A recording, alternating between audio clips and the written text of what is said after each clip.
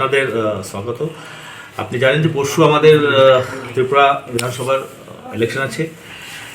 আজকে আমরা force dispersal centre থেকে নিজের বুথে যাবে। তো এই কালকে ওয়াকান্তর থেকে ডিসপার্সাল সেন্টার থেকে পুলিশ স্টাফ এবং সিকিউরিটি স্টাফ বিভিন্ন বুথে যাবে। তো আমরা এবার যে সিকিউরিটি প্ল্যান করেছি, সদর সাব ডিভিশনে 237 বুথ আছে টোটাল।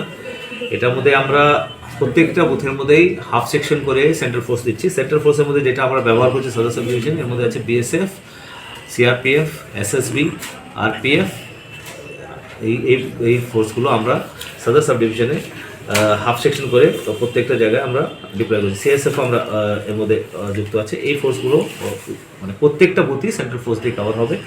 যেগুলো ক্রিটিক্যাল আর মাল্টিপল মানে বেশি সেন্সিটিভ বুথ আছে, এরকম বুথগুলোতে প্রত্যেক বিধানসভাতে যেগুলো সদস্য ডিভিশন আছে এক সেকশন করে ফোর্স রাখা হচ্ছে বুথে। তো এটা কালকে এটা ডিপ্লয়মেন্ট হয়ে যাবে। কালকে উমাকান্তর থেকে এরা নিজের বুথে চলে যাবে ফর 15 and 16th।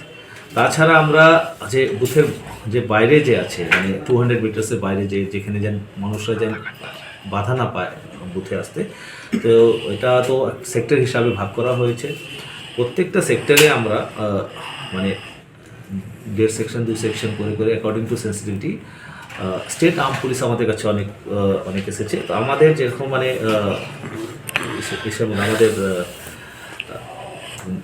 সদর পুলিশ সাব ডিভিশনের মধ্যে আমরা বরজলাতে আমরা দিচ্ছি মহারাষ্ট্র পুলিশের থেকে যারা আছে তাদের দিচ্ছি। খয়েরপুরে আমরা ইউপি পুলিশের দিচ্ছি।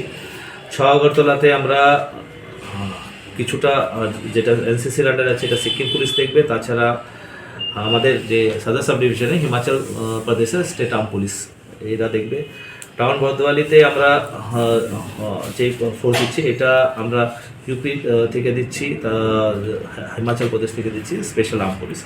তাছাড়া বনমালীপুরে আমরা যে ফোর্স দিচ্ছি এটা মহারাষ্ট্র যে এসআরপিএফ বলে স্টেট রিজার্ভ পুলিশ ফোর্স, এখান থেকে দিচ্ছি। তারপরে আমরা কিছুটা আমাদের কাছে প্রতাপগড়ের মধ্যে আমরা যে ফোর্স দিচ্ছি এটা হচ্ছে মহারাষ্ট্রের স্টেট আর্ম পুলিশ। এরা কালকে থেকে এরা মানে এরিয়া ডমিনেশন এরা করা শুরু করে দেবে, কারণ কি সেন্ট্রাল ফোর্স তো যা আছে আমরা বুথে চলে যাবে।